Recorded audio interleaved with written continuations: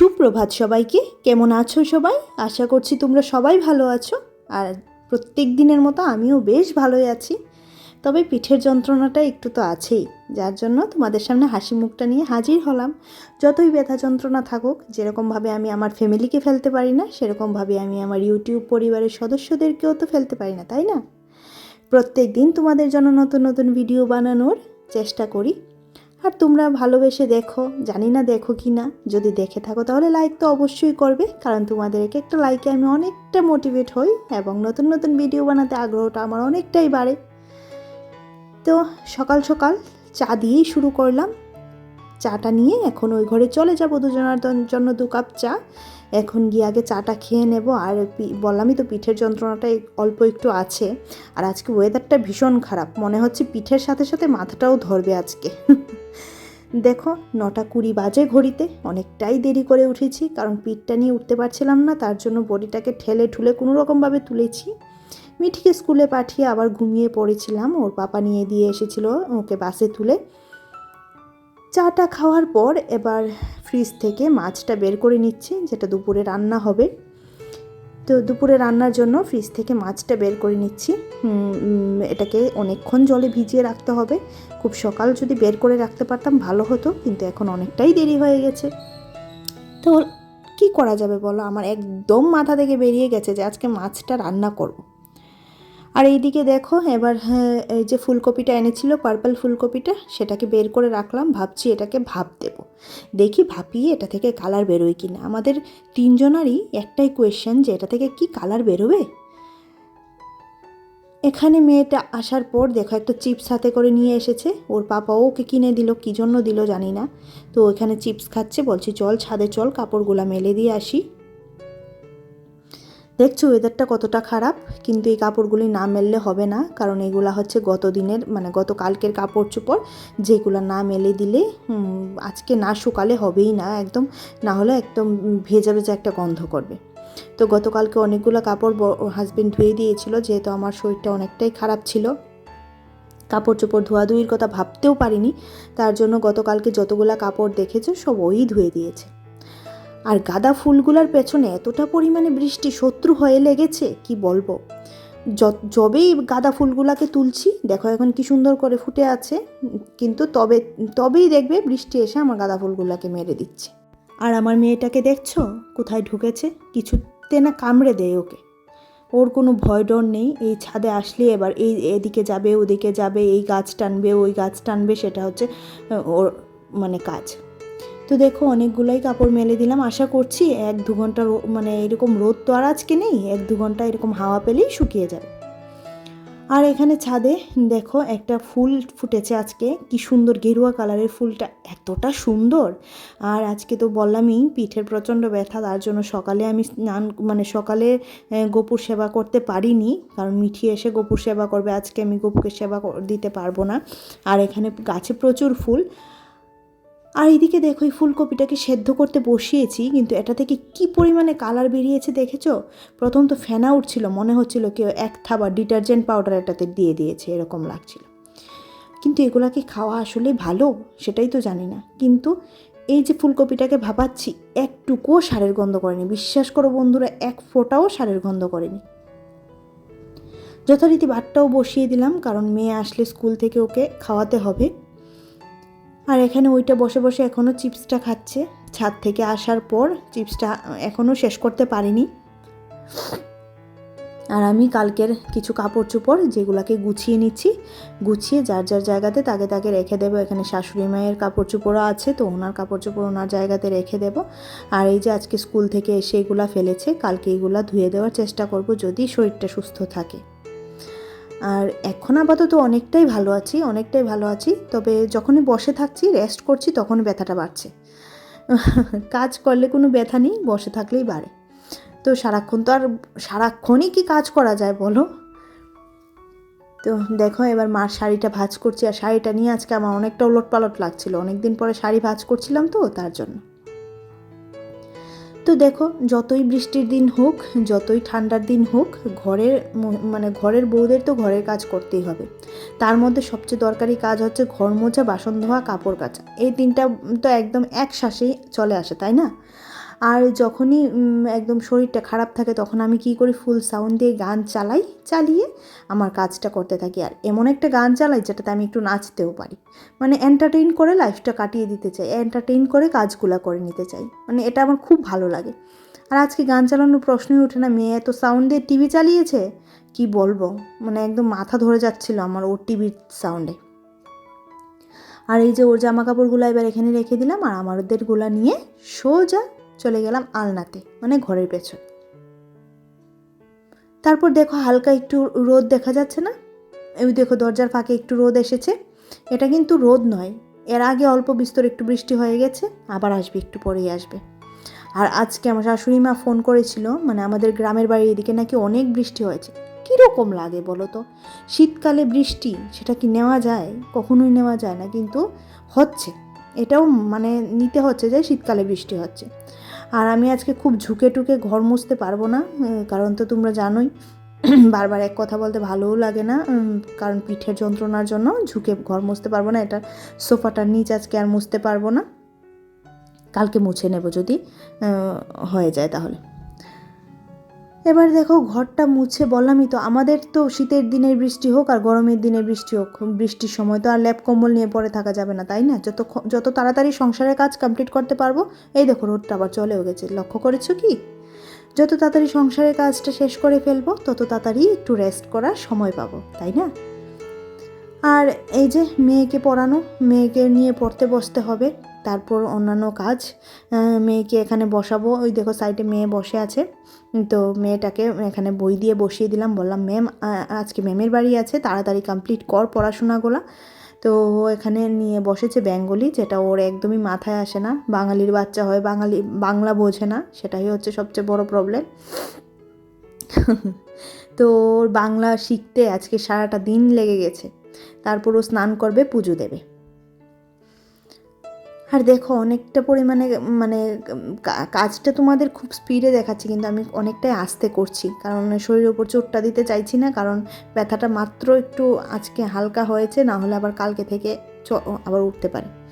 তো ঘর দূর মোছার পর হইতে দেখতে পাচ্ছ যে আমি ফ্যানটাও চালিয়ে দিয়েছি, কারণ ফ্যানটা না চালিয়ে দিলে ঘরটা শুকোবে না। আর এতটা পরিমাণে হঠাৎ করে রোদ উঠছে, আবার হঠাৎ করে রোদটা পড়ে যাচ্ছে।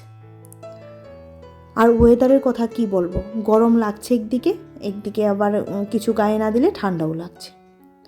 এবার চলো ফুলকপিগুলোকে জল থেকে তুলে নিই, আর কি পরিমাণে কালার বেরিয়েছে সেটাও তোমাদের সাথে একটু শেয়ার করি।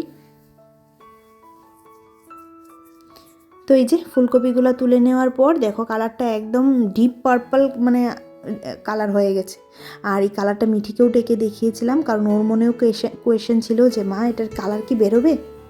আর এখানে ভাজা করছিলাম সময় দেখো না কি ফ্যাকাশে কালার হয়ে গেছে, যেমন মনে হচ্ছে এটাতে কিছু আমি দিইনি, কিন্তু সব কিছু দিয়েই মানে নুন হলুদ দিয়েই এটাকে ভাজা করেছি। আর বললাম না এটাতে একটা ফোঁটাও সারের গন্ধ নেই, খেতেও খুব ভালো হয়েছিল।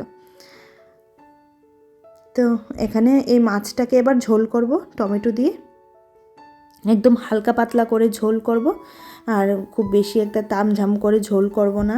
আর বাইরে দেখো এই ওয়েদার এই অবস্থাতেই আছে, রোদ উঠছে আর পড়ছে। তো মাছের ঝোলটা চলো আজকে তোমাদের সাথে একটু শেয়ার করি, এইটুকু তেলেই রান্না করার চেষ্টা করব। যথারীতি মাছগুলা ভেজে নিচ্ছি, খুব ভালো করে ভাজবো না, হালকা করেই ভাজবো মাছগুলাকে। আর এখানে আমি একটু পাকামি করেছিলাম, মাছগুলা ভাজা হওয়ার আগেই সেগুলোকে উল্টে পাল্টে দেওয়ার চেষ্টা করছিলাম, জানো তো, মানে বলে না তাড়াহুড়ো যখন পেছনে দৌড়বে না তখন মানে কিছুতেই আর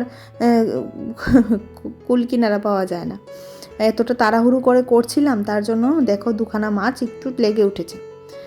তো মাছ ভাজার পর ওই মাছ ভাজার তেলে আর অল্প একটু তেল দিয়েছিলাম, কারণ একদম মাছটা সবটা তেলই টেনে নিয়েছিল।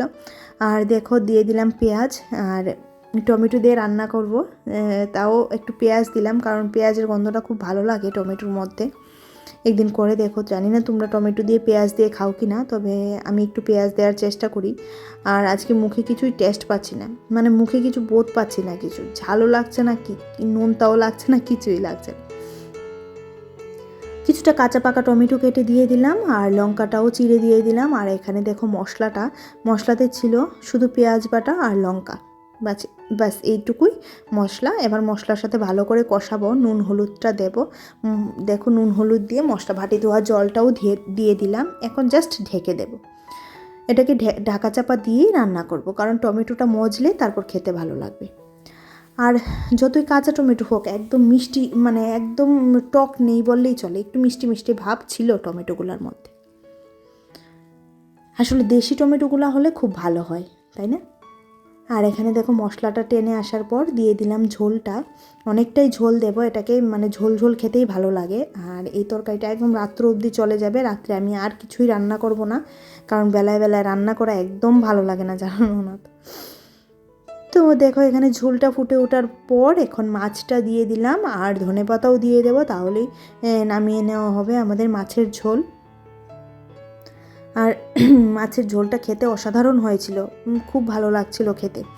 আর বললামই তো মুখের টেস্ট পাচ্ছিলাম না, তো কিছুটা কাঁচা লঙ্কা যে দিয়েছিলাম সেটা ডলে ডলে খেয়েছি। ঝাল ঝাল লেগেছিলো, বেশ ভালোই লেগেছিল।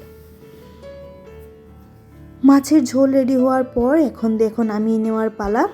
মাছের ঝোলটা নামিয়ে গ্যাসটা মুছে সব একদম ওই যে দেখেছো আবর্জনাগুলো, সেগুলো সব গিয়ে নিচে ফেলে আসবো। একদম সবজির খোসা টোসা থেকে ধরে সব কিছু নিচে ফেলে আসবো। তারপর গ্যাসটা মুছবো, বাসন মাজবো, তারপর যাবো স্নানে, ঘর মুছবো, রান্নাঘরটা মুছবো। এই হচ্ছে আমাদের মাছের ঝোলের ফাইনাল লুক। আর রান্না বাড়ার পর সব কিছু পরিষ্কার পাতি তো থাকেই, সেগুলো তো একদম অ্যাভয়েড করা যায় না। বিশেষ করে গ্যাস মোছা। বাসন নয় আমি এবেলাটা ওবেলা মাজতে পারবো, গ্যাস ভাই এবেলাটা ওবেলা মুছতে পারবো না, কারণ ওবেলা এসে এখানে আমাকেই চা করে খেতে হবে, তাই না? তার জন্য গ্যাস মোছাটা আমি যত তাড়াতাড়ি মানে যত সঙ্গে সঙ্গে সম্ভব তত সঙ্গে সঙ্গেই করি। আর এটা করতে গিয়ে অনেকটাই ছ্যাঁকা খাই, মাঝে মধ্যে এমন ছ্যাঁকা খাই একদম সারাক্ষণ জ্বলতে থাকে, জানো না তো। কারণ বার্নারগুলো গরম থাকে, এইভাবে গরম গরম গ্যাস মোছাতে তো হাতে গরম লেগে যায়, তার জন্য আমিও ভালোই ছ্যাঁকা খাই। আর আজকে কড়াইটা মাজার খুব একটা জোর পাচ্ছিলাম না, তাও যতটুকু সম্ভব কড়াইটা মেজে নিচ্ছি। আর সব বাসনগুলো মেজে ধুয়ে তারপর ঘর মুছবো। আসলে কি জানো, প্রত্যেক দিন একই কাজ, তাও তোমাদের সাথে শেয়ার করি। বললামই তো একটা আমার ফ্যামিলি, তোমরা হচ্ছে আমার একটা ফ্যামিলি মেম্বার। জানি না কার কেমন লাগে, কে কী রকম ভিডিও দেখতে চাও, কমেন্ট করে একবার অন্ততপক্ষে জানিও যে এরকমভাবে ভিডিও দিলে, ওই ভিডিওটা দিলে তোমাদের ভালো লাগবে, এই ভিডিওটা দিলে তোমাদের ভালো লাগবে। অনেক ধরনের সাজেশন তোমরা দিতে পারো, যদি মানে সম্ভব হয় তাহলে তোমাদের সাজেশন অনুযায়ী কাজ করার চেষ্টা করব। আর সকালে আমার সকালটা আজকে শুরু হয়েছে 9টা থেকে, আর আজকে আমি 9টা থেকেই আমার সংসারে কাজ বাজ শুরু করলাম। আর কি করছি সব কিছু তো আর একটা ভিডিওতে তুলে ধরা সম্ভব নয়। যদি আমাদের ডেলি লাইফটা সব কিছুই একটা ভিডিওতে তুলে ধরি, তাহলে দেখবে ভিডিওটা অনেকটা লং হয়ে গেছে, আর তোমাদেরও দেখতে ভালো লাগবে না, আর আমারও তোমাদের সাথে বকবক করতে খুব একটা বেশি ভালো লাগবে না, তাই না? তাই যতটুকু চেষ্টা করি খুব শর্টের মধ্যে তোমাদের সাথে ভিডিওটা শেয়ার করতে। যদি তোমাদের ভালো লাগে একটা লাইক তো দিতেই পারো। তো দেখো এখানে বাসন টাসন ধোয়ার পর একদম সব বাসন মাজার সাবানটাও পরিষ্কার করে নিয়েছি। আর এই দেখো ঘরটা এবার মোছাও প্রায় অর্ধেক কমপ্লিট। আর এই যে ফ্যানটা চলছে, আর দেখবে একটা জিনিস যেটা দেখে আমি ভয় পেয়ে গেছিলাম, এই দেখো, দেখেছো? তো দুপুরে স্নান টান করে আসার পর আমি রান্নাঘরে ভাত বাড়ছি, আর আমার মেয়ে কোন ফাঁকে মোবাইলটা নিয়ে গিয়ে ভিডিও করছে আমি জানি না, কখন মোবাইলটা নিয়ে গেছে। দেখো এখানে গিয়ে ভিডিও করছে, বলছে মা আমি আজকে তোমার ভিডিওটা করে দেব। আমি এখন পড়াশোনা সেরেছি না, এখন তোমার ভিডিওটা করে দেব। যা দুষ্ট হয়েছে তোমরা জানো না তো। দেখো ও কি সুন্দর করে ক্যামেরা ধরছে, একটা ফোটাও ওর হাত কাঁপে না। আর ওর বাবাকে যদি বলি ক্যামেরাটা ধরো, তাহলে তো সেরেছে, এই মরেছে। কোন অ্যাঙ্গেল থেকে যে ভিডিও করবে সেটাই জানে না। বাট মেয়েটা আমার অনেক কিছুই জানে, আর ওর এনকারেজমেন্টেই আমি এই ইউটিউব চ্যানেলটা খুলেছি। সেটা একদিন অবশ্যই তোমাদের সাথে গল্প করব। তো খাওয়া দাওয়ার পর বাসনপত্র মেজে এবার রান্নাঘরে জানালাটা লাগিয়ে নিচ্ছি। আজকের মতো রান্নাঘর থেকে টাটা বাই বাই ইতি। আজকের মতো নয়, এ বেলার মতো। ও বেলাতে আবার আসতে হবে, কারণ খেতে আসতে হবে। নো রান্না নো বান্না, খেতে আসতে হবে। এবার দরজাটাকে তালা দিয়ে একদম সোজা চলে যাব ঘরে, আর ঘরে গিয়ে সোজা বিছানাতে শুয়ে পড়ব, কারণ একটু রেস্টের দরকার। আর এখানে এক পশলা বৃষ্টি হয়ে যাওয়ার পর রোদ উঠেছে, মেয়ে এখন পড়তে বসবে, আমি একটু শুয়ে থাকবো, ওকে আমার কাছে নিয়ে এসে বসাবো, তাহলে পড়তে মন বসবে, না হলে ওই ঘরে বসে থাকলে খেলবে, পড়াশোনা তো করবে না। তো পর্দাগুলো টেনে দিলাম, আর এখন কটা বাজে তোমাদের সাথে অবশ্যই শেয়ার করছি, দাঁড়াও। এই দেখতে পাচ্ছ কটা বাজে, 4টা বাজতে প্রায় 17 মিনিট বাকি। এটা হচ্ছে সন্ধ্যাবেলা। তো আজকের ভিডিওটা এইটুকুই রাখছি, মিঠিকে নিয়ে যাচ্ছি টিচারের বাড়িতে। আমার ভিডিওটা ভালো লাগলে চ্যানেলটাকে একটা সাবস্ক্রাইব করার অনুরোধ রইল, আর যারা যারা এই কাজটি করেছে তাদেরকে অসংখ্য ধন্যবাদ। তো চলো আজকের মতো টাটা, বাই বাই।